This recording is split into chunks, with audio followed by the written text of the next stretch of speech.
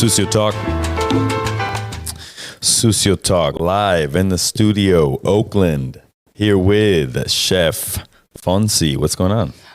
Not much, man. Just usual day to day. Chilling out. The good stuff. All right. Yeah, cool. I'm gonna move this a little over here. Oh yeah.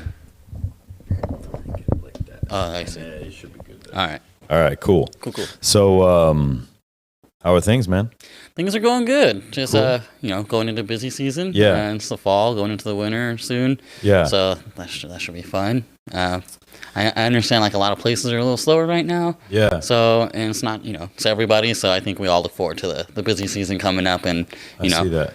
nose down and Yeah. ready to work. Heard that. Yeah. So we're talking about Commis out here in Oakland. James Syhabout's restaurant, 2 Michelin. Yeah. Has had it for many, many years. Yeah. When did they first acquire the first star? Within the first year they were open. Right. Yeah, so I know that they got it within their first year, which is very impressive. Right. And then the second star came about, I can't remember the year, but I know it was the exact year that Manresa got their third star. So, right. yeah. Okay, got you. So everybody, during that time, I guess you got a little comeuppance. Yeah. You know? So how is it working for Chef James over there? You know, it's great. I'm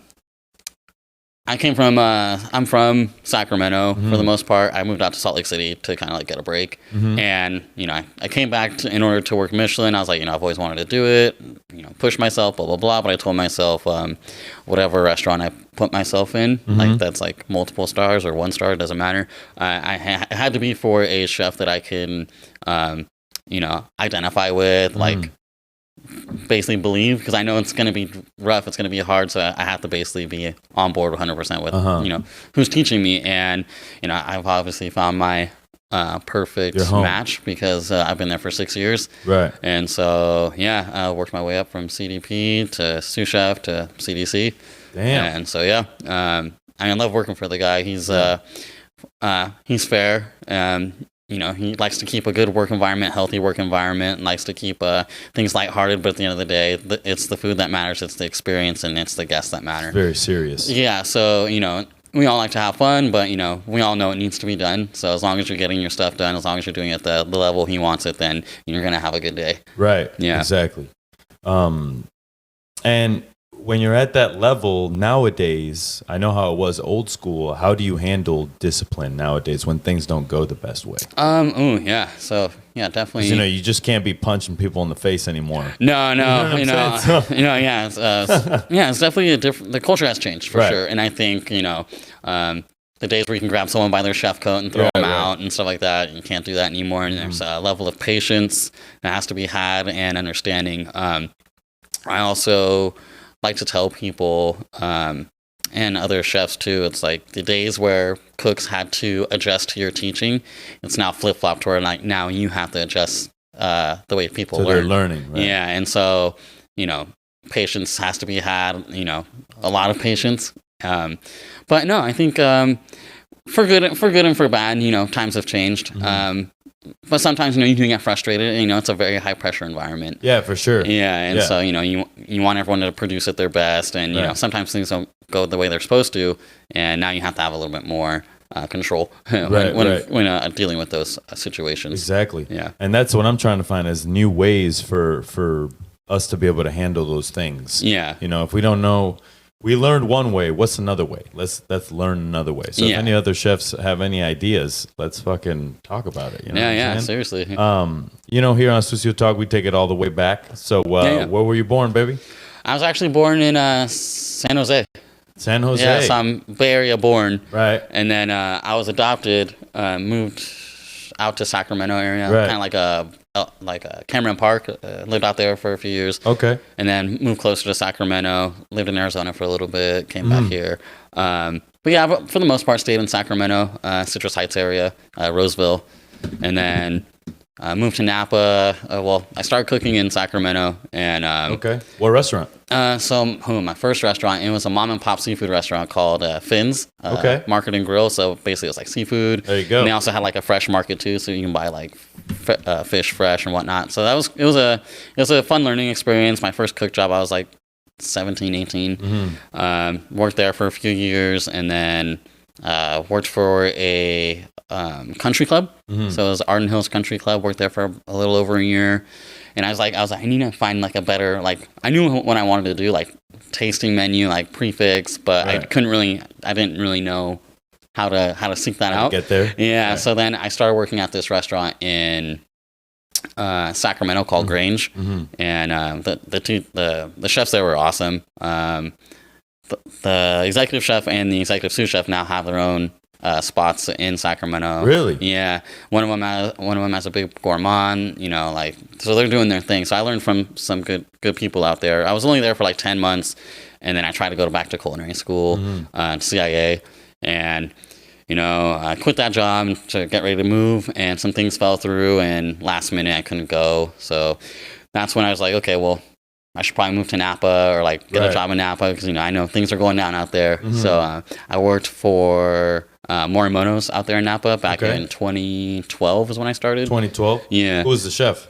His name is Kong, Chef Kong.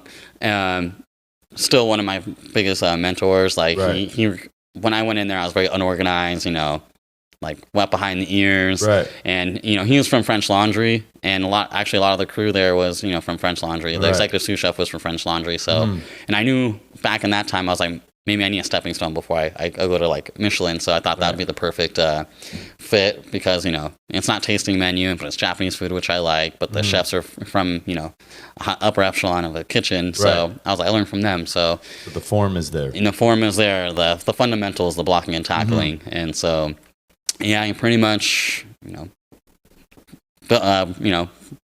what's it? They knock you down to build you back up, kind of a thing. And he did a very good job of that. Right. And was Chef Sean there at that time? Sean Massey? Yeah. No. Sean, yes, but yes, he was.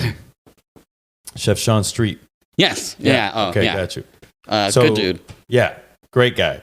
So he was there, and who can you think of any other cooks or chefs that were there that are doing their thing right now, or? So yeah, I mean, there's Sean Street. He's doing his thing. Like Rodney Wages. Rodney Wages. So I actually just missed him. Just missed him. Okay, yeah. So, but we've stayed in contact in other ways. I know him through through the family, through everyone. Yeah. But no, yeah. Other chefs there doing their thing. Some of my friends are like in wineries right now. Like kind of stayed in Napa, like doing the winery thing. Napa's beautiful, man. It's so beautiful. I don't blame them. Yeah, I mean, I'm in Vallejo, so I'm just like a 5-10 minute drive. Yeah, it's nice. Yeah. But yeah, just there. Cool. Met a lot of good people. How long did you work there?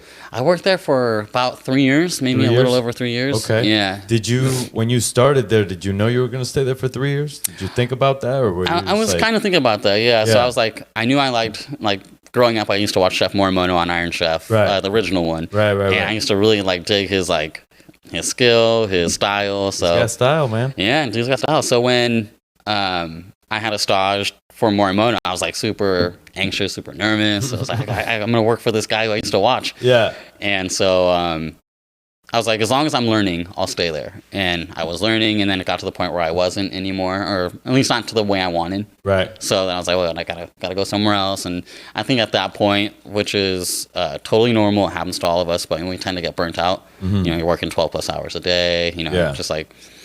So I went to Salt Lake City, and stayed out there. I worked for a chef, Bowman Brown, who had a tasting menu restaurant out there. Right. It was basically like Commis, but like in the mountains. Okay. So what made you go out there, Salt Lake City? How'd you find it?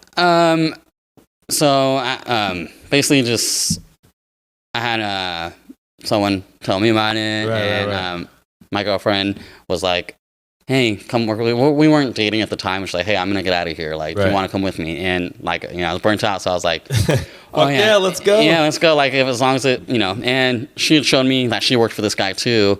And his partner, Viet Pham, who's in Salt Lake City. Right. Has his own spots. He actually has a chicken joint, which is really good. Okay. But anyway, so it's like, maybe work for him. He'll teach you how to work like a tasting menu restaurant, like the format and the order of operations, all that stuff. So I was like, okay, cool. I mean, I won't be such in the high pressure. Like, it'll still be high pressure, but a little bit more slower pace. Right. And so I was like, cool. I do want to learn, but I'm also burnt out. So it kind of helped both sides of what I needed.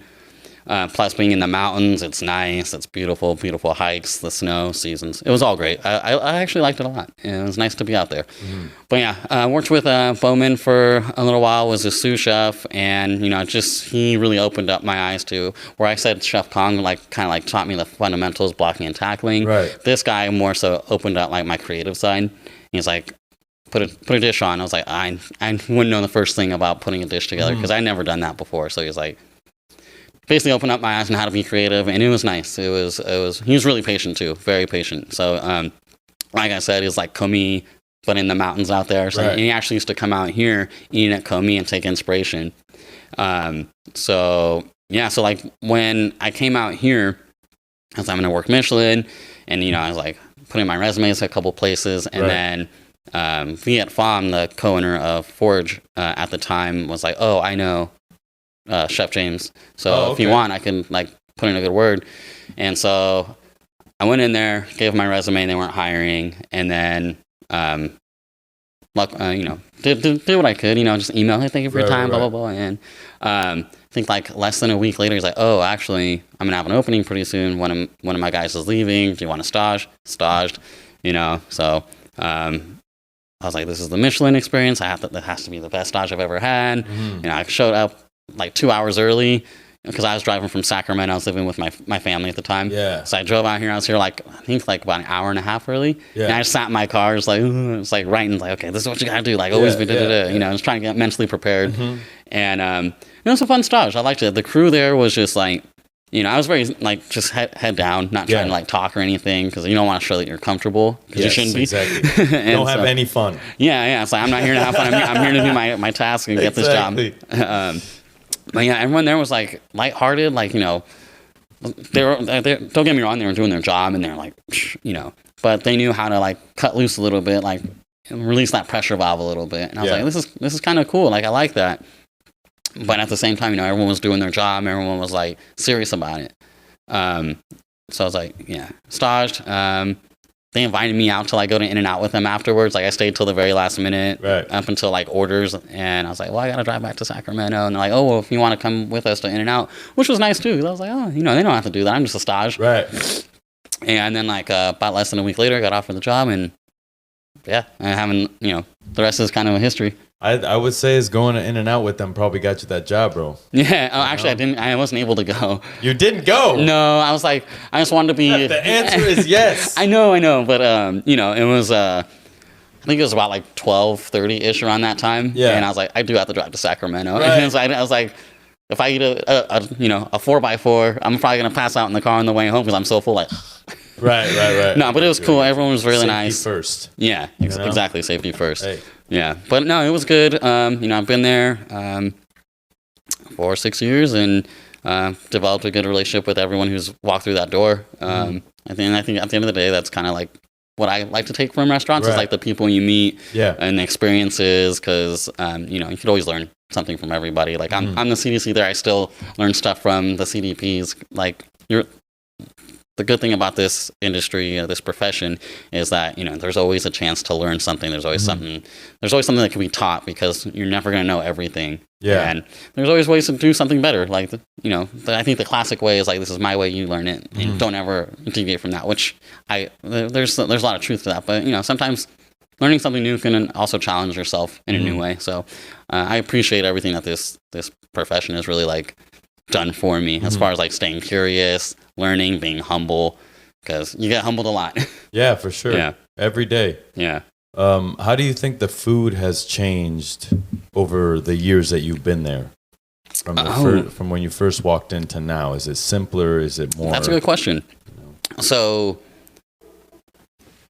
I'm lucky enough to be with Chef James during this time, but he has definitely put more of his personal touches and his personal life into the dishes, where before he was not saying he wasn't doing his thing, but I think we all try to get to that point where we try and express ourselves with food, and sometimes we, even me, I think I can speak for a lot of chefs, but we tend to rely on what we've learned in the past, and trying to integrate your own, I guess story in your food is kind of hard. And so he sat, me and the sous chef down at the time and was like, hey, like, I want to start getting more like Thai influence in this, like Lao influence, as well as like Chinese.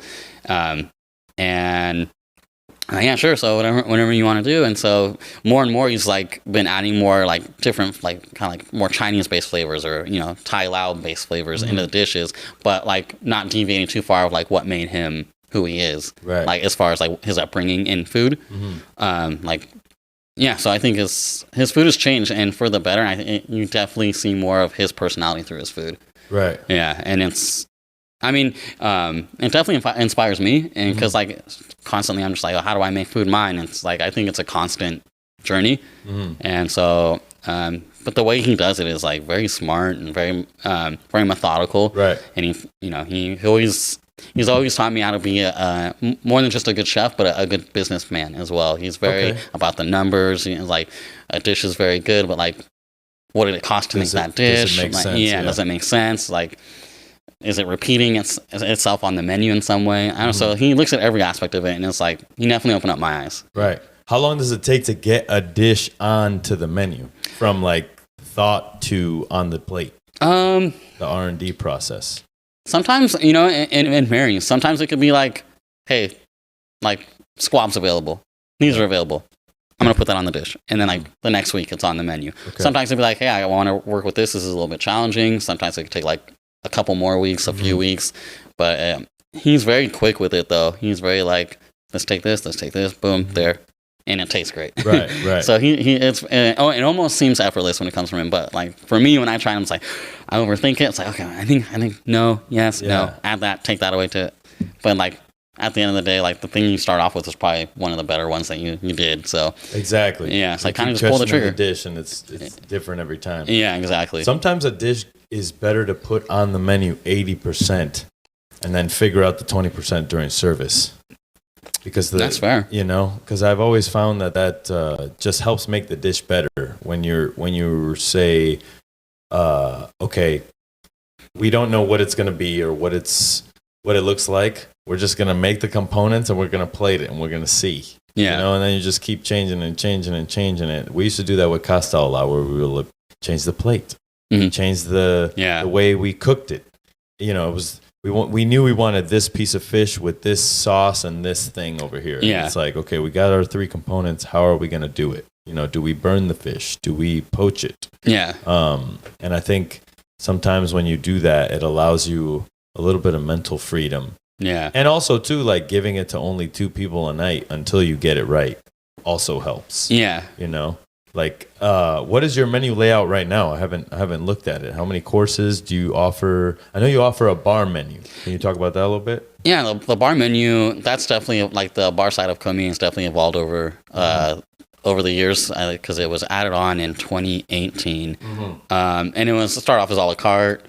People come in and we just like had that side just be for the bar side Commis. Right. But since the pandemic, we had to adapt, and now it's gone through a few different iterations. Now it's a prefix menu. Actually, sorry, I think it started off as a prefix menu. It's a 5-course prefix menu, and then we went to a la carte, and now it's back to prefix, but it's only the bar seats because since the pandemic, we kind of had to space out tables over on the other side. Right.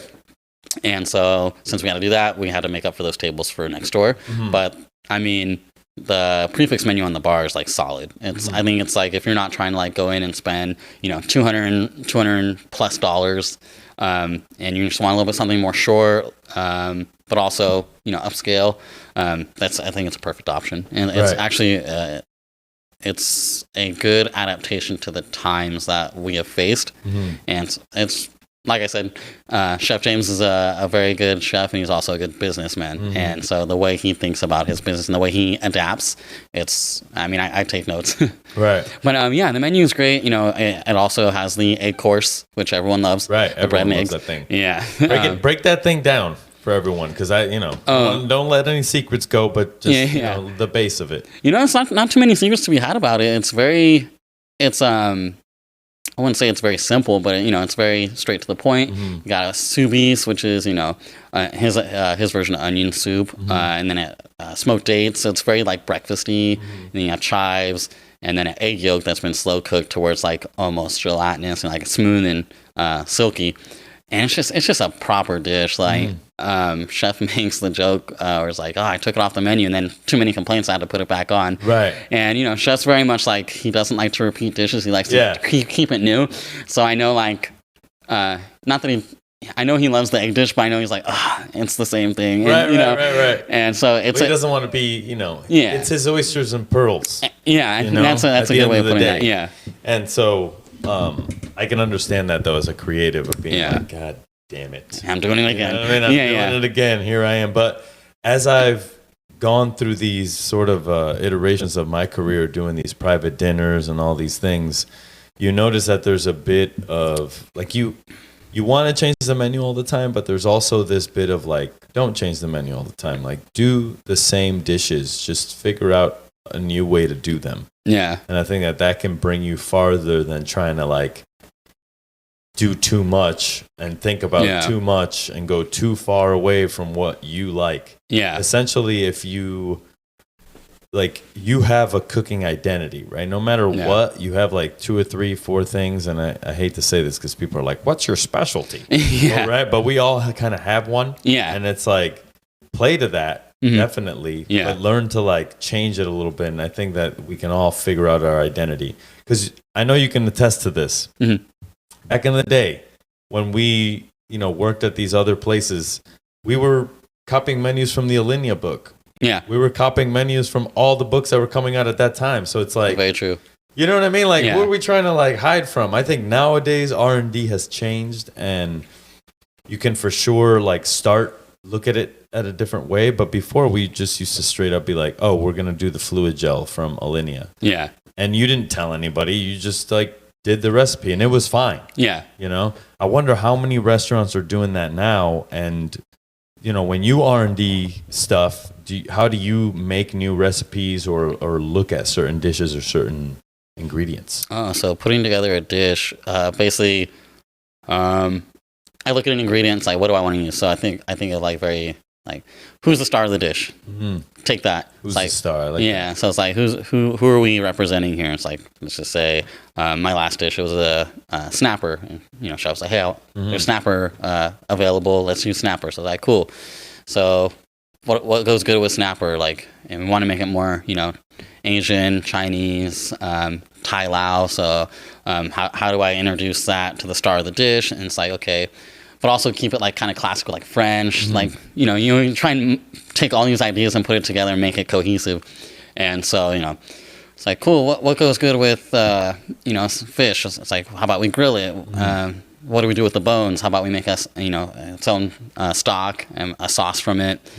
And then it's like, well, how about ginger and leeks? And, like, very classic, like, Chinese, like, ginger and fish. And so basically made a ginger and basically ginger fumet, and then seasoned it with kind of like with more Asian influence, like white soy. There's lemongrass in there and whatnot. So, like, you take those components of where you're trying to come from, and then so it's like, these things are complementing the fish. I'm not wasting too much of the fish because I'm using the bones. So it's just kind of like taking all these, like, little things. I basically take the one star of the dish and just cook around it. It's like, how much of this can I utilize? And then just whatever flavors we're trying to go for, ginger, leeks, blah, blah, blah. And then just kind of like making it to the next level, taking it to the next level. So, grilling it. Well, am I going to baste it with anything? Because, I love Japanese techniques. That's kind of what I did for the most part of my career. I was like, okay, how about we do, like, a tare?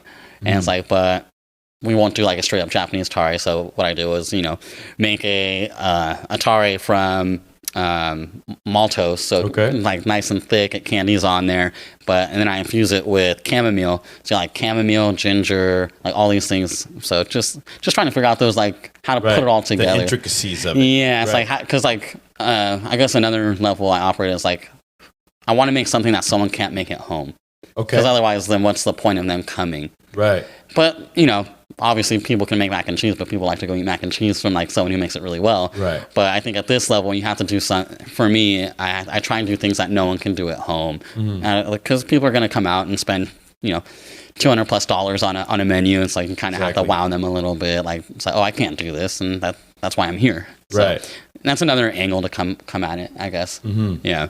And then, what's the kitchen layout over there at Commis? How many cooks do you have? What are the shifts? Do you have any prep cooks? Like, what is day at Commis? It's actually kind of cool. I like it because everyone is pretty much the same. We're open only 5 days a week, so we all work the same days. But the bar side cooks come in a little earlier because they have to do like the bread, and they open up a half hour earlier. So they open up at 5. We open up at 5:30 on the dining room side. So they come in a little earlier, start their prep earlier, and then we all get there. So not to sidetrack, but one thing I do like is like when I first started working there, we'd get there at 10 o'clock. And I think over time we've found a way to, at least the way it's structured, we all get there at like either like the bar side guys, they come in at like 10:30, 11, somewhere around there. We come in at like 11:30 to 12. So like there's a little bit more of a morning we could have to ourselves. I think a little bit of that personal life you could have. And it's like before, you work like 14, 15 hours a day. And not to say I do miss that sometimes because it's nice to be productive, but it's also nice to have like the morning to yourself, like have a little bit of like time for your mental, which is very important in this industry. What are you doing during that time for your mental? What do you go through? What are the motions you go through in your head to get yourself ready for the day at a 2 Michelin star restaurant? Well, starts with waking up early. I average about like 5-6 hours of sleep a day. So I wake up about like 7:30. I enjoy getting up. I kind of like take my time. I have animals, so I kind of like play with them a little bit. Right. Sometimes get trapped on social media. Right. Like we all do. Doom scroll for about like 20 minutes. Chefs use it best. Yeah, and so and then I try and get a workout in. I go for a run or I go to the gym. Go for a swim. Usually being physically active kind of makes me feel at peace. Or I golf. Okay. Yeah. Are you golfing out there in Sacramento? I haven't golfed in Sacramento, but yeah, in Vallejo, there's a spot I actually went last night. Oh right, it's like it's the Napa one, right? It's like 5 minutes away. So there's the Napa one, but then there's one Blue Rock Springs. It's been there for James is an avid golfer. That's who got me back into it. Yeah. Okay, so James and I know Chef Jeff as well. Chef Jeff, I golf with him too. Shout out to him. Yeah, shout out to him. Okay, so you guys got a little golf club going on. Yeah, it's actually Chef Golf Club. Yeah. How many of you are there? There's a lot. Like I know Corey Lee golfs. Everyone knows Thomas Keller golfs. Right. Like I think it's at those places. Thomas Keller. Yeah, I mean, really? Yeah, he's a very avid golfer. I think something happened about a year ago where someone stole his golf clubs or something. Right. Yeah, that did happen. So no, I think there's a golfing and chef life is very congruent. I think with a lot of things though, not just chef life, but or the industry. But it's about consistency. It's about patience. Like how do you respond to adversity?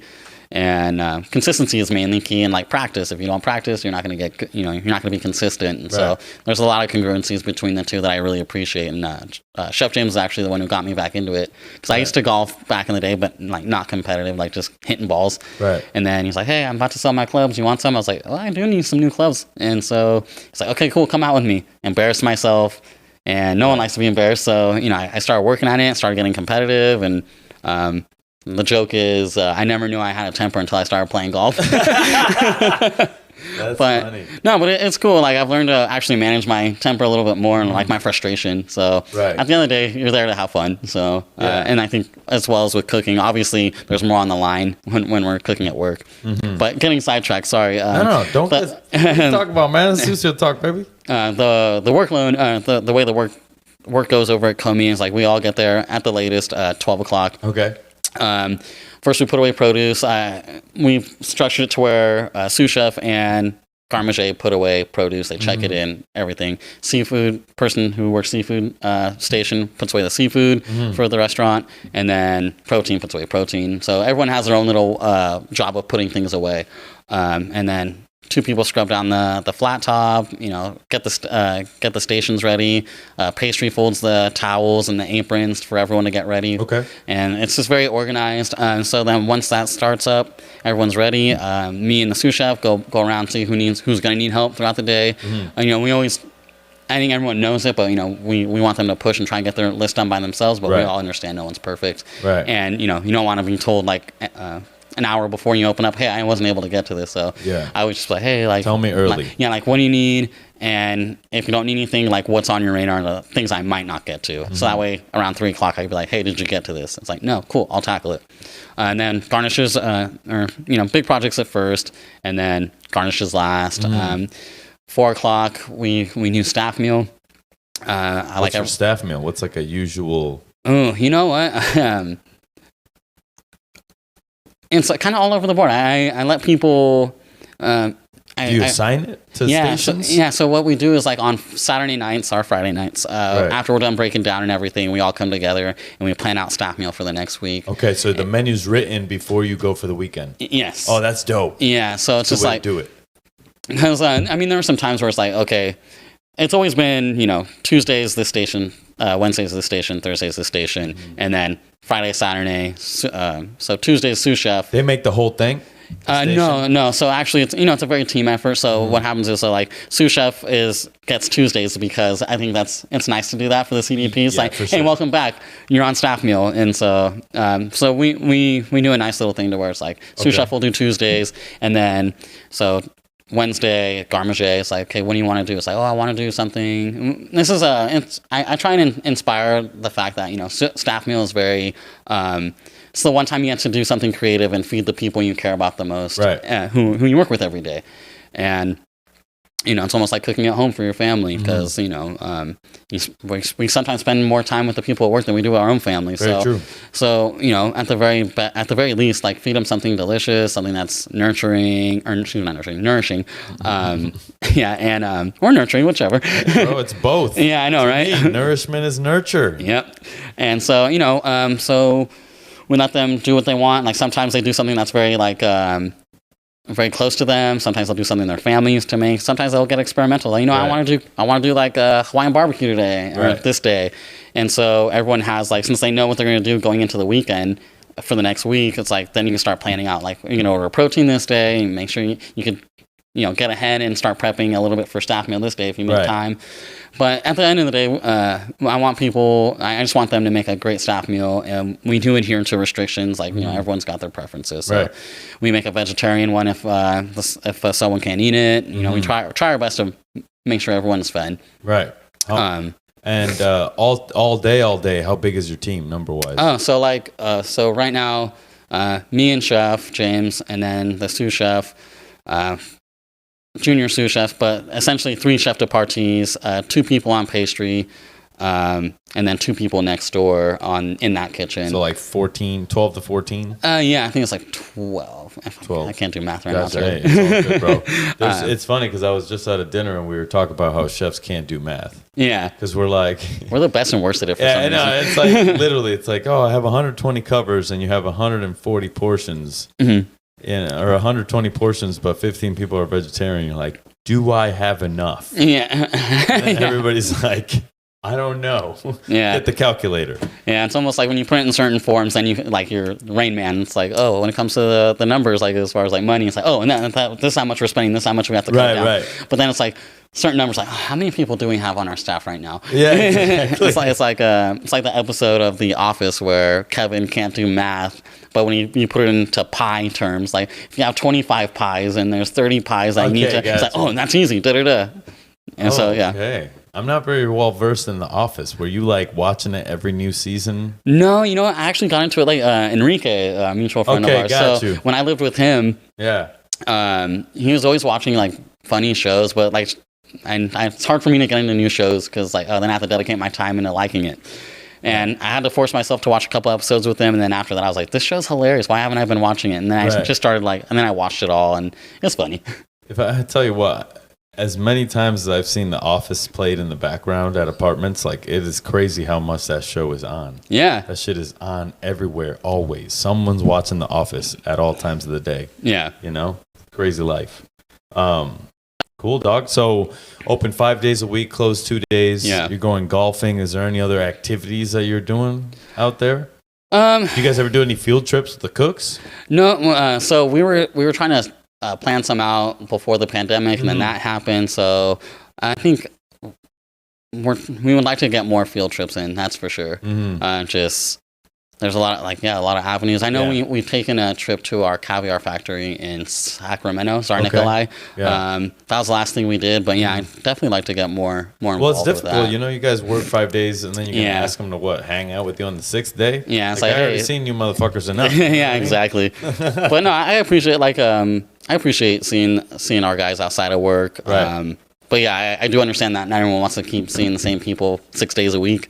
And it's a stretch to have it's tough. But every once in a while, we like to keep it light and like, hey, we're doing this after Saturday night service, or we're all meeting up on this day, right? And we'll plan it out. But yeah, I think it's kind of funny. Like the crew right now, like as far as like they like to hang out.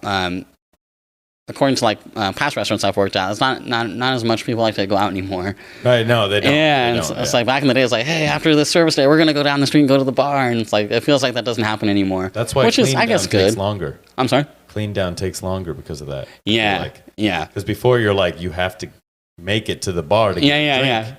So you used to fucking scrub. Push, let's go. We can make last call. People are like, we're just gonna go home. Yeah. So it's a little bit slower. I will say everyone breaks down very fast. Yeah. Everyone's well-oiled machine like you guys. I mean, it's like. Yeah, but it's everyone does enjoy they like to go out sometimes, but I think for the most part people just like to keep it casual. Where are you guys going out over there? The Lodge. The Lodge, or Kona Club, which is the opposite way down Piedmont. It's that tiki bar. Right.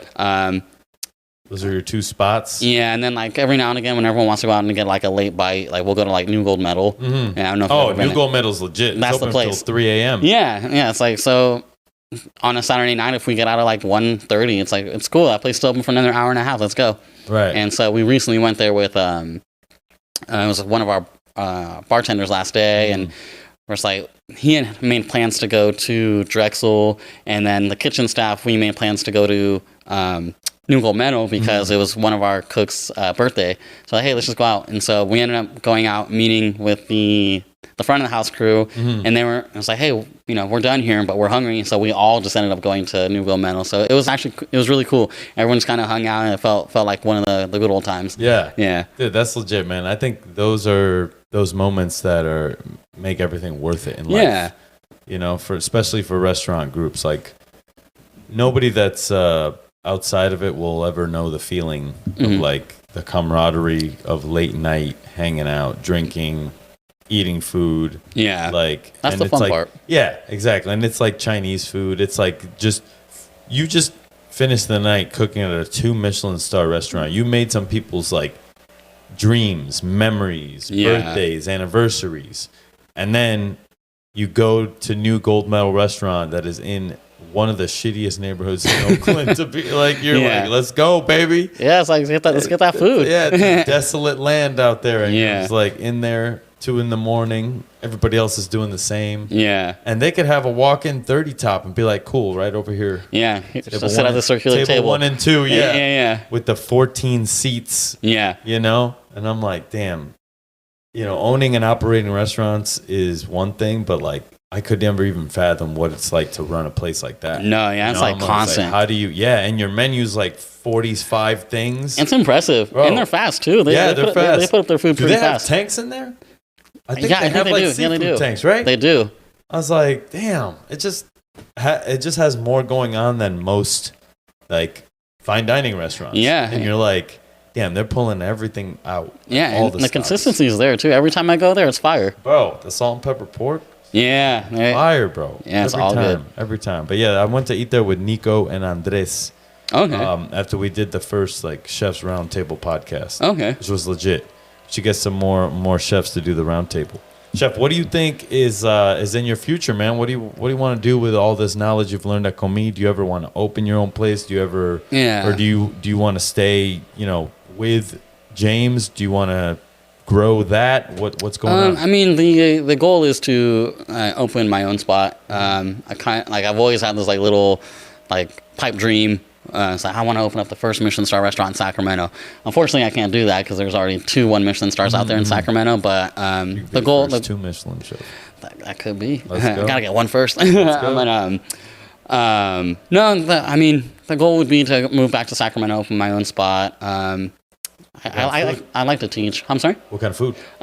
fine dining, like prefix menu. Right. I love that style. I always have, and there's something that pushes me to do that. And when you're doing that, it also is, you're pushing every day. Yeah. And I like that. I like the feel of, you know, I guess it's purpose, and it's also pushing yourself, and like, you know, also the, you know, idle hands are the devil's playground. So I just I like to keep it moving. So, but also like being creative. It's hard, but I think at the end of the day, like, as long as you're happy with the dish you put up, and you know it speaks to you, then that's a good feeling for me.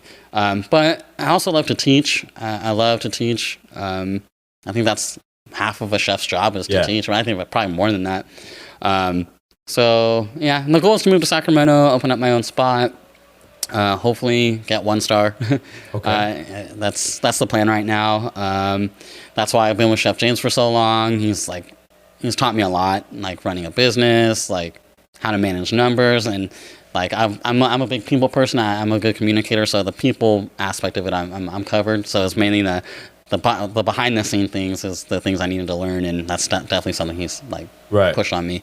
That's legit. Yeah. So yeah, it's gonna be when the time comes of me leaving, it's gonna be hard because that place has been my home for 6+ years. So yeah, and that's the next step is like to essentially make Chef proud and like, you know, continue his legacy, because you hear about all these chefs who came from French Laundry and they're all doing big things, and you just kind of want to like show appreciation to where you came from, and that's like not just location but also like the people who were there for you, like Chef James, my old chef Bowman Brown, Kang from Morimoto's. You always want to like be a good example and like kind of elevate them, because I think when you do well, you elevate their name, and you always want to like elevate people and, you know, do well to them. Hell yeah. Yeah. So you live in Vallejo. There's a diner over there called Happy something. It's on the downtown strip. Have you been there? You know what? They got the crispy pancakes. You know what? I feel really guilty, but I actually haven't eaten a lot in Vallejo. I kind of come back over here. Vallejo, baby. Yeah, I know. Well, there's some spots I go to. Good Times like, is called, I think. Good Times? Yeah, Good Times Diner. They got a thin and crispy pancake. I think I know what you're talking about. Yeah. Everyone should go there. That place is fire. I think I know what you're talking about. It's downtown off of. I'm pretty sure I know what you're talking about. It's like where the farmers market, where they put the farmers market. Yeah. It's right there. Like classic cars like at that farmers market. Is it Good Day Cafe? Good Day. That's what it is. I DoorDash from them a lot, actually. There you go. I had to stop because it gets expensive, but every once in a while when I want to treat myself on a Sunday morning, I'll DoorDash and I'll pick it up. And yeah, they're good. They're solid. They're very consistent. Yeah. Okay. Where are you eating when you're not like? What's like a consistent good night out for you? A good night out. You know, where are you a regular? You know what? I would say I don't eat out too much, but I would say if there is a place I eat, it's Funky Elephant. Okay. And I don't know if you've ever heard of it or been there. Where's that? So he's actually part of the Syhabout family. So he worked with Chef James at Box and Bells and also Hawker Fair in San Francisco. Yeah. And then he left to open up his own spot of like Thai food, and it's in Berkeley. There's one in Berkeley, and he just opened one up in the city. I've never been in the one in the city, but Funky Elephant. Yeah, it's like it's good like Thai food. It's not there's nothing like showy or fancy. It's just like bare bones, really good Thai food. Right. It's spicy, which I love. You know, us Latinos, we love our spice. But the only other people that are doing it that spicy is Chef Pim over at Kin Cow. Kin Cow, yeah. They don't give a fuck. Yeah. They're just like, yo, this shit's spicy, B. There's another spot. There's another Thai spot in like Oakland that they don't give a fuck either about spice levels. Really? It's called Vientiane Cafe. Vientiane? Yeah, Vientiane. Okay. And their papaya salad is just out of this world spicy. Right. And I was like, dang, like I have a really good like spice palette, like, but I was even like, I might need a Thai tea to wash this down. Right. But it was good. It was good. Their crispy rice salad is good at Funky Elephant. That's my go-to. The Hodo tofu dish is good. Mm-hmm. But I always like during the pandemic, I used to get like when you can't really get anything.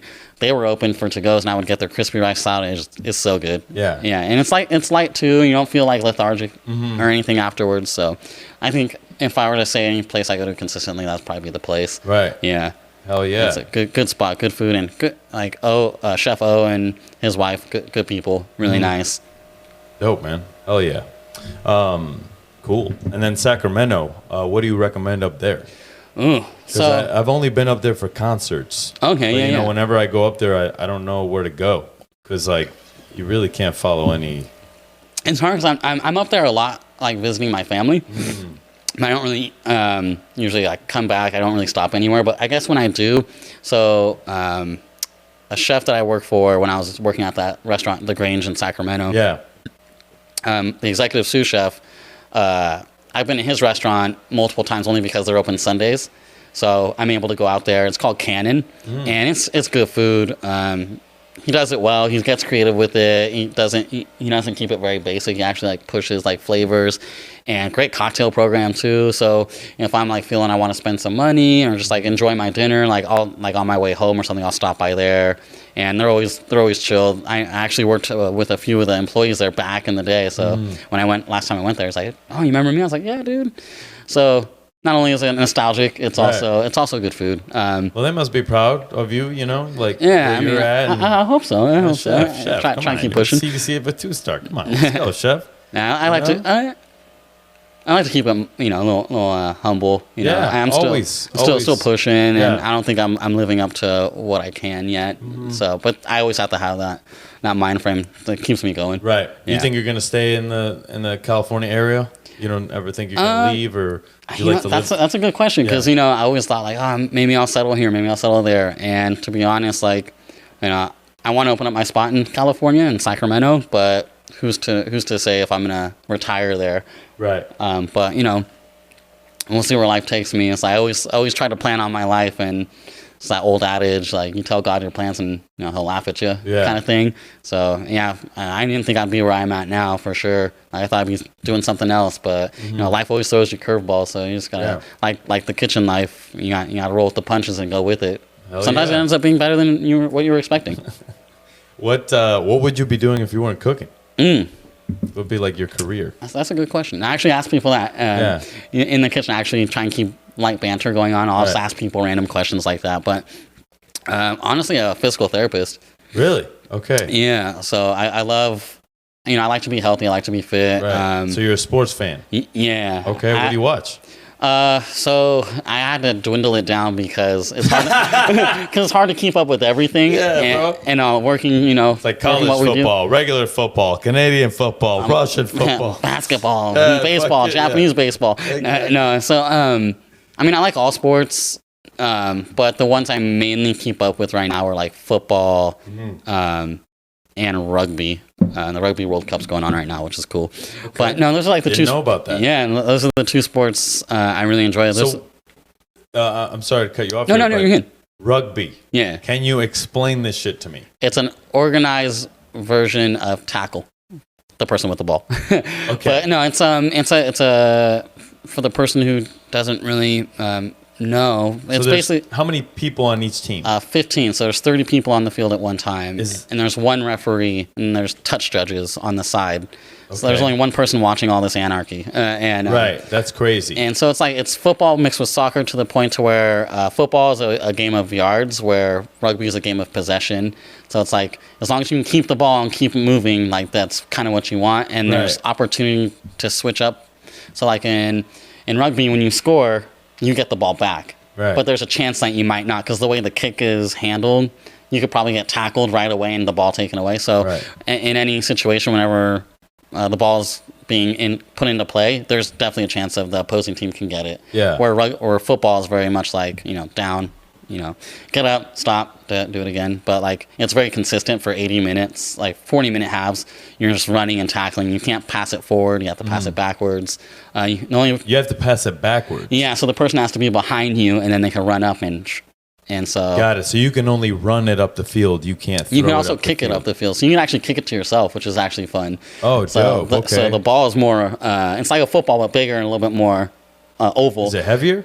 It's lighter. I feel like it's lighter sometimes. Okay. But like since the way it's shaped, you can kick it to where it can go straight up and like just get a little bit of hang time, and you can kick it over people and run and catch it. So it's a fun. Okay. So it's a very fun sport. Is that like a move? Yeah. So you can also like kick it up over people and catch it, or you can kick it like on the ground and kick it past people and then run up and grab it again. Okay. So it's pretty fun. Who's the Michael Jordan of rugby?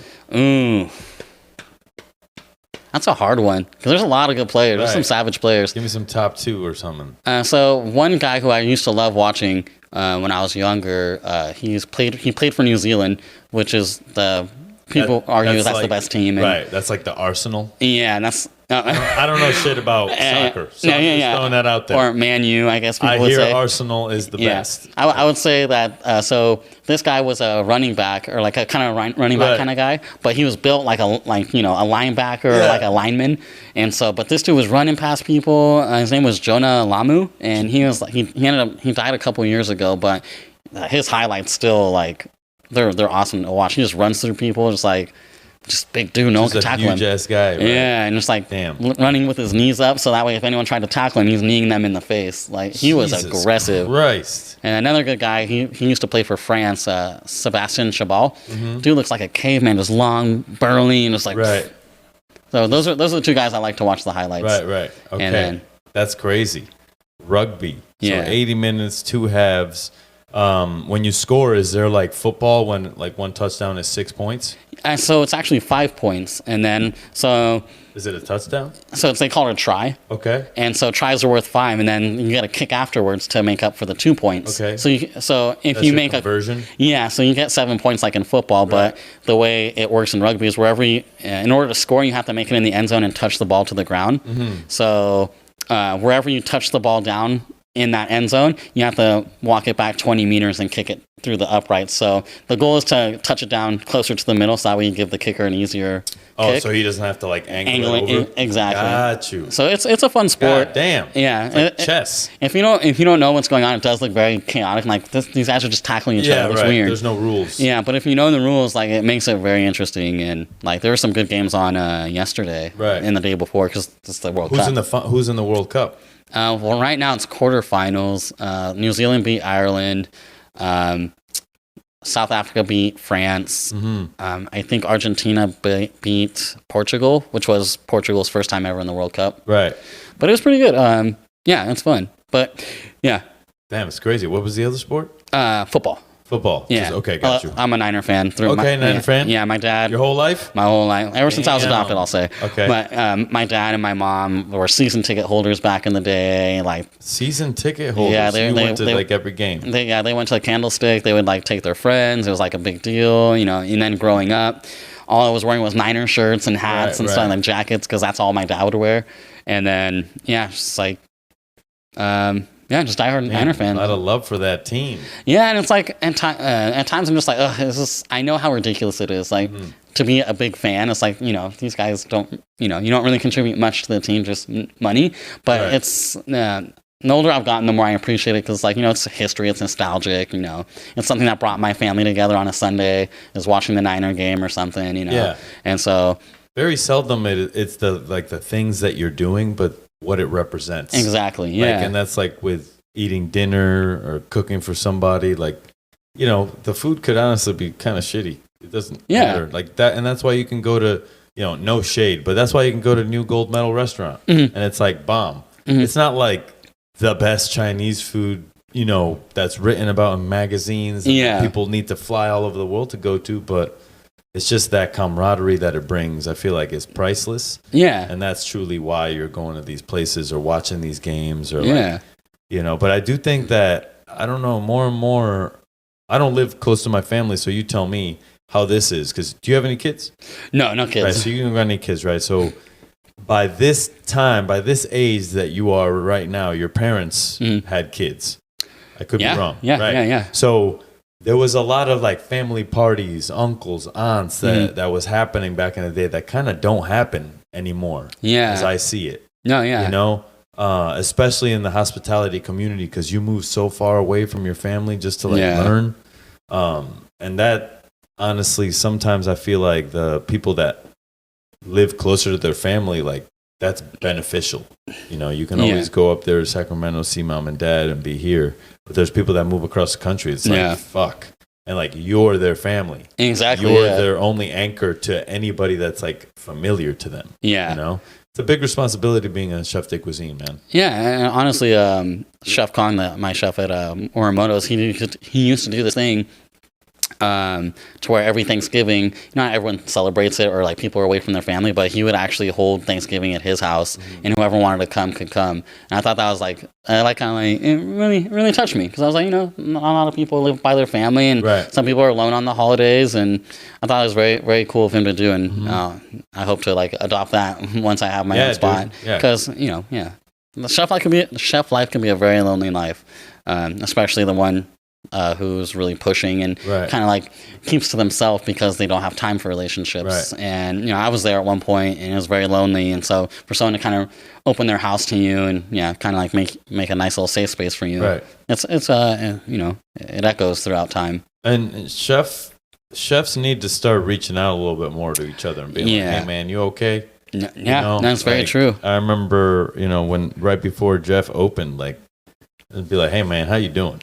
Like they're just send a text or say hello or something, because it can be very lonely, especially when you're the boss, because you can't be friends with your employees. It's hard to. You can, but it's hard to keep that. You can't ride that line. You know? So to keep it professional, but then keep yourself sane enough to keep it professional. Is the true key. And there's only a few hundred chefs out of all the chefs that are really doing it like really well. You know? But it definitely takes discipline. Like James is an example of that. Like he does it well, but it takes discipline. Like he's going out making sure that he's got his mind right. He's got good people in place to be able to take care of the next generation and the restaurant.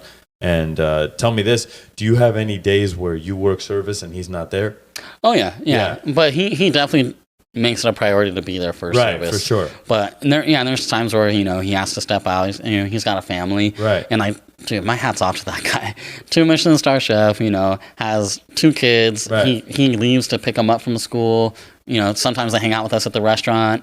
But he does it, it's like, it's very impressive. Like I would like to have kids one day, but I don't know if it's in the cards for me, but whatever, I'll take it as it comes. But to imagine, like, to do the things that he does, to run the restaurants that he has, and also have a family, like that's so difficult. I have a short attention span, and I have ADHD. I have a form of ADD that I like to think, because I'm just always like, ugh. So to imagine how like disciplined that must be to like have like all these things on your schedule, and he executes them, and he tells me how to organize even better mentally. Sometimes he's not there, and that's a high honor, man. And when they can just leave and they know that you got it. I mean, one of the first times that happened was I was sous chef at the time, and he went to England with executive sous at the time, and he's like, "Fonzie, you're gonna basically be here as the chef for the next for the next 4 days, 3 days." I was like, "Oh shit, I'm just a sous chef." I was like, I don't know if I could do and you always question yourself. I was like, "Oh my god, like that's a lot." But you always shine in the moment. So I did well. Obviously the place didn't burn down, but no, it was good. And then so maybe that kind of instilled some trust. But when he's not there, like you feel it, and not a good way, but like like. It's like dad's not home. Right. But when he keeps it there, he's like I said, he's very like he's very no nonsense about service. He's like, "Hey, this has to go. Is that done properly?" So that's like, we always say like service is like game time. That's service is service. So when like you can't make mistakes, it's like a basketball game, It's exactly. All the fundamentals have to be there, and if you're not doing the fundamentals right, you're kind of messing up everything. Right. So and it is a sport, man. Yes. It's just a sport that no one's watching. Exactly. Unless you have an open kitchen, whatever. But they don't know what's going on. You know what I mean? Yeah. I'd like to do a on the pass show where I kind of just like hang out with the chef at the pass and just watch service. I've always thought that Gordon Ramsay did that pretty well. He did. Boiling Point show. So I'd love to do that. I still watch that to this day. Dude, on YouTube, you could watch all that old shit, man. That's there. And there's a lot of value in old cooking shows. Great Chefs of the World. They're on Amazon Prime. Great Chefs of the World? Yeah, Great Chefs of the World is called. It's like one of the first like international chef shows that there was. And these dudes don't talk. These chefs, these ladies, they just cook. Yeah. And then at the end they show you the dish. So they have a narrator that narrates it. because they're just working. Yeah. They don't fucking talk. They don't look at the camera. They don't even show the face half the time. Yeah. It's just like, and they go to all these restaurants around the world, and some techniques that I feel like cooking does this thing where it's like old techniques are always considered new after some time. Yeah. Right? And it's like, it'll go away and then it'll come back and they'll be like, look at this chef, he's so innovative. Yeah. Right? But it's like, we've been doing this shit for 500 years. Yeah. Like, who are you talking to? Yeah. But honestly, those are the people that keep this industry alive, because their curiosity and the things that jade us sometimes, like, yeah, whatever, we've seen it. So we're just like, yeah, cool. Yeah. But to them, it's like the be all end all. Like, oh my God, I can't believe that I made this, or that I ate this, Yeah. And I make this joke. I do a lot of personal events in home, and people are like, "This is the best I've ever had," and I'm like, "You need to go out more." like if this is the best you ever had, you need to go out more. I know exactly what you mean. Yeah, it's like you just humble yourself in that moment, but you do know that you came from a long line of great chefs that taught you good. Yeah. Taught you the pursuit of perfection, which is just what you're doing all the time, And I think that's, more important than anything. Yeah. And to be able to instill that to your cooks going forward. So, hell yeah, man. Thanks for coming on. Yeah. Well, let me ask you something. Yeah, for sure. Like, how do you like doing all this? Like, learning all this? Like, this is like, I'm looking at this setup and I'm just like, whoa. But like this connecting to that, and like how you're getting all these microphones, like how long did it take for you to get kind of like used to this? Like, it took me like a year and a half. Yeah. Yeah, it was a lot of. So the first iteration of the podcast, I did audio. One, because chefs are not media trained, and I didn't want anybody to be nervous. Right. So I just did audio, and then I did like maybe 40 podcasts, and then I realized that the audio was shitty. Like, it wasn't good. People would email me or like text me and be like, "Hey, I can't fucking hear in my car." Yeah. People trying to listen to it. So that's the biggest turnoff for anybody that's listening to a podcast. Yeah. So thankfully AI came out, and that shit helps me edit the shit to the point where it's like studio sound. Yeah. But YouTube, man, YouTube University. Yeah. Like, I basically just would watch like, what are the top 5 cameras for podcast, and then I would watch like 10 of those videos, and then usually over time you'd be like, okay, there's 3 cameras that they're talking about, and then you go to the comparison videos, like this one versus this one, and then you watch like 10 of those, and you're like, okay, this is the one. And so, like, for example, these are A6100s. They record in HD continuously, and they're one of the only cameras to do that. Because all other cameras stop at 30 minutes. Oh, really? Right. Yeah, they stop the HD. So I didn't want to stop and reset the camera. Right. So that's why I got those. Okay. And then, I got these microphone arms, but then I found out that these are the wrong ones. I need more low profile, was what they call them. Like, you see, like it would basically be this, but inverted. Like, it would come out the other way. Oh, I see. So sort of like come from under you. Yeah. And it makes for better camera angles. Right. It makes so this isn't like in your face. Right.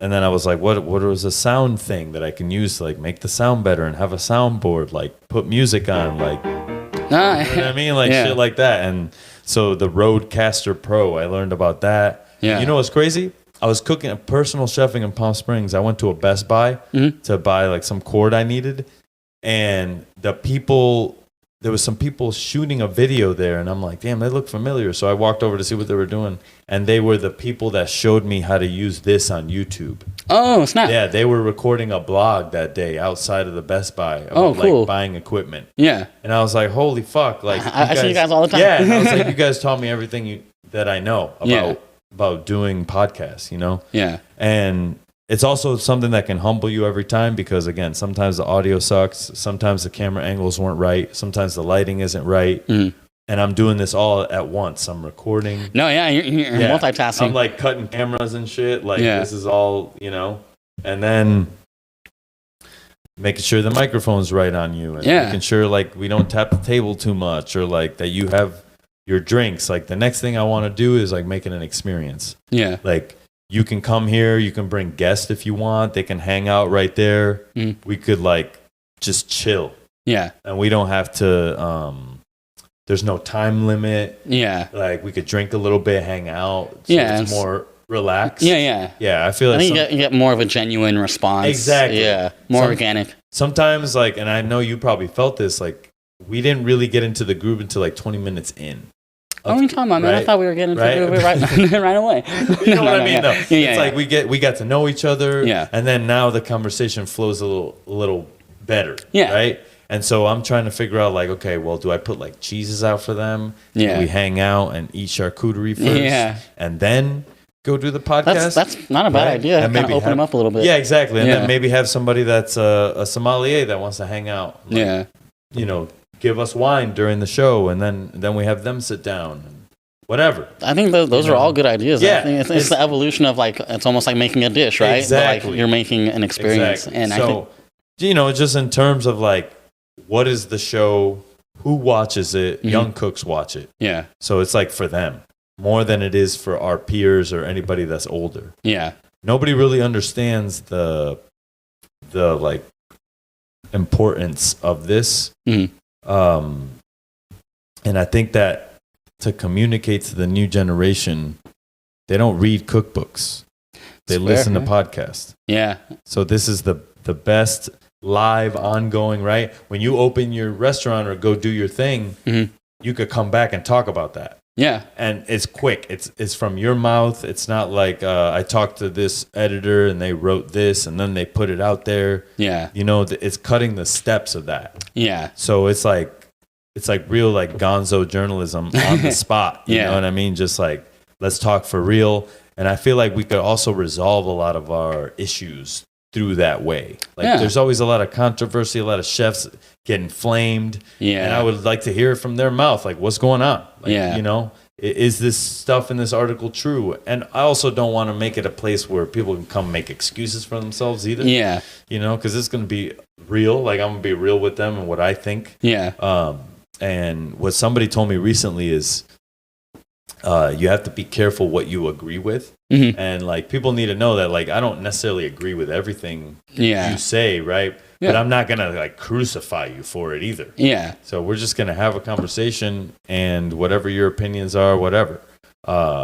There's some rules to life, and we all know that there's some rules and lines you don't cross. And as long as you don't cross those lines, then you know everything's all good. Yeah. But definitely like getting a job, trying to get a job in like the corporate space, or like I feel like there's no acceptance for Sucio Talk right now in the like corporate world. You know what I mean? Yeah. So I know one of my boys that I did a podcast with him live on YouTube, and the audio sucked, so I forgot to take it down. And he texted me and he was like, "Hey, I got asked about this in an interview. This interview in an interview for a job, you know?" Yeah. He's like, "Can you take it down?" I'm like, "Yeah, I'll take it down." Yeah. And it's like, it's flattering to hear that people are listening to the show, but also like, damn, I don't want to get nobody in trouble. Right. You know what I'm saying? But sometimes, unfortunately, the truth is hard to hear in certain parts of our industry. And there's lines that get blurred, and, you know. Yeah. I don't mean any harm, but there will be some shit on here that gets talked about that's not kosher, right? Or like not the best thing to be bringing up, or whatever it is, you know. Yeah. But I don't give a fuck, man. It's fucking Sucio Talk, you know. Like, this is your space. Exactly. This is the safe space right here to say what you got to say, and we talk about those things like yelling in the kitchen, and fucking all the uncomfortable like weird sexual harassment shit that we witnessed over the years happen. You know what I'm saying? And it's just like, it was just normal, you know, to us. And so now looking at that lens and being like, okay, what were we thinking? What were we doing? And how do we get to the next phase of things where it's not like that? Yeah. You know? Like, I don't believe in cancel culture, but at the end of the day, some motherfuckers got to get canceled. Yeah. You know what I mean? Some people got to go. Yeah. That's just the way it is. You know? That's fine. There's a happy medium to that. Yeah. Exactly. But there is definitely this other side where it's like, I went to eat at a restaurant, and I said, you know, "Thank you, miss," and "Are you gendering me?" And I'm like, you know, there's just like a certain courtesy that I've been taught growing up, sir. ma'am. Yeah, it's manners. And etiquette. Right? So it's like, how do I have etiquette in this new world? It's you know what I mean? Is everyone a they? Yeah. Are we just like, what are the rules? Basically, like, teach me, the dumb caveman, right, the dumb man, how to be a better person in society. Yeah. Because it's very easy to just like dismiss people and be like, well, fuck this guy. Yeah. You know what I mean? But you're not doing any favors to that person. Yeah. By just ostracizing them and being like, he can't be here anymore. Yeah. Let's fucking get him in here, beat him up a little bit for what he did. Yeah. Then be like, all right, motherfucker, this is what the right way to do shit. Yeah. You know, and get with the program or not. Yeah. You know? And I think through conversation like this, I think we can get to a place of like freedom and peace and of course, and no more of this like behind the closed door fucking abuse shit. Like, it's got to stop. Yeah. You know, like we all looked up to Marco Pierre White. We all looked up to Gordon Ramsay. Yeah. And shit, Gordon Ramsay's still yelling at people on Hell's Kitchen. Yeah, yeah. You know what I mean? So let's not act also like it's like not part of the industry. Yeah. Because I feel like some chefs are afraid to talk about it, you know? But also that has to do with, I think, a lot of restaurants have different media and marketing firms that they work with. Yeah. And so there's rules within that I'm not very, privy to. So I think for me, the next step in all this, like now that I found out how to do a setup and mics and lights and all that, is I gotta get media trained. Yeah. And I gotta get a degree in broadcasting. Okay. I think that's the next step. Yeah. While I'm cooking, you know what I mean? Yeah. Because that's a tall order. Yeah, exactly. But there's nothing that can give me the fire like running a kitchen. Yeah. Because I notice I'm at my best when I'm tired, to be honest with you. Sometimes that's like, how it works. I'm better tired. Yeah. So like, I'd rather have a full-time like chef gig and then do this as a side hustle and like have that like closing window of time. Yeah. Because I did the shit where I like tried not working as much to focus on this. Yeah. And it didn't work out for me. Oh, no? No, because like I don't know the workflow of this, right? That's fair. So, and I don't know the workflow of an office. Mm-hmm. So me standing in front of the computer, I'm like, I didn't get anything done today. Yeah. But looking at everything after a while, right? It's not that instant gratification of cooking where you cook something good, someone likes it, they tell you, you say, okay, cool. Yeah. This was a long progression that now I see. Cool, like you did spend time learning. You do know better. Yeah. But during that time, I was like, you're a fucking failure. Yeah. You just wasted your time. You know? But that's a very good way of putting that. It's like good. a very instant gratification in the kitchen. But like, something like this where you put a lot of time in and you don't really see it until you take a step back. Exactly. Yeah. And so I think that's the most important thing any chef can do, cook can do. Definitely look for your next move at a restaurant or wherever you want to work. Yeah. But definitely take a week off before you start working at that other spot. Yeah. Go back home. Don't do anything for a couple of days. Yeah. Like sleep. You know what I mean? Sleep. Like just do things, you drink water. Do things you normally don't do in the kitchen because you're so busy. Yeah. And I'm happy that we're going where we're going and kitchens are starting to get more like, up to speed. Yeah. It just takes us a little while more than other industries, and that's why we suffered the most during pandemic. Yes. Yeah. But I think if we have forward-thinking people that can also just be given a platform to say their piece and be like, this is how I would fix things. Yeah. We can get new ideas going, and people that maybe listen to the show could get little tidbits of information and be like, oh, I'm going to do that. For yeah. And then we better everything. But for a long time, it became kind of gatekeepy, and there was only like 5 or 6 chefs that were talked to or could talk, and everybody else was like, shut the fuck up. Yeah.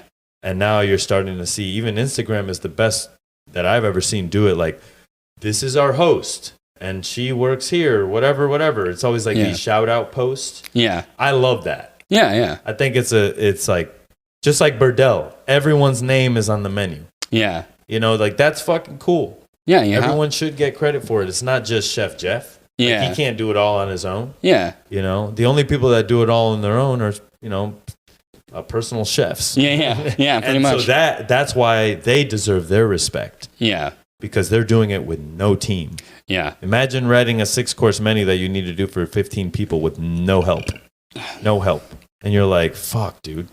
what am I gonna do? Yeah. You know, and so I think everybody should just look at each other with sort of like love and learning. Yeah. Because you can learn from a personal chef the same way you can learn from a cook at Applebee's, the same way you can learn from a cook at Commis, or a cook at here. You know, everyone's got something to teach. I'm a firm believer in that. Yeah, hell yeah, man. Fuck yeah. Sucio Talk, baby. Hell yeah.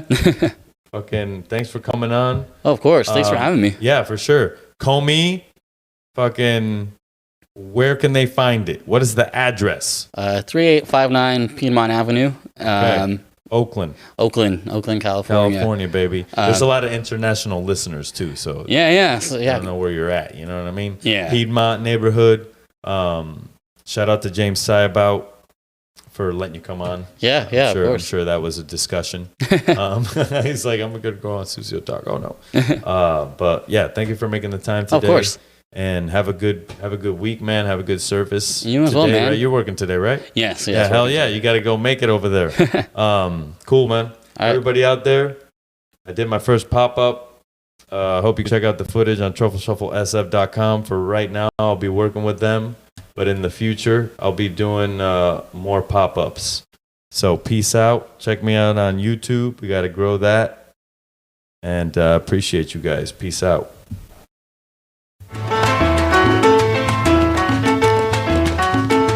Awesome, man. That was fun.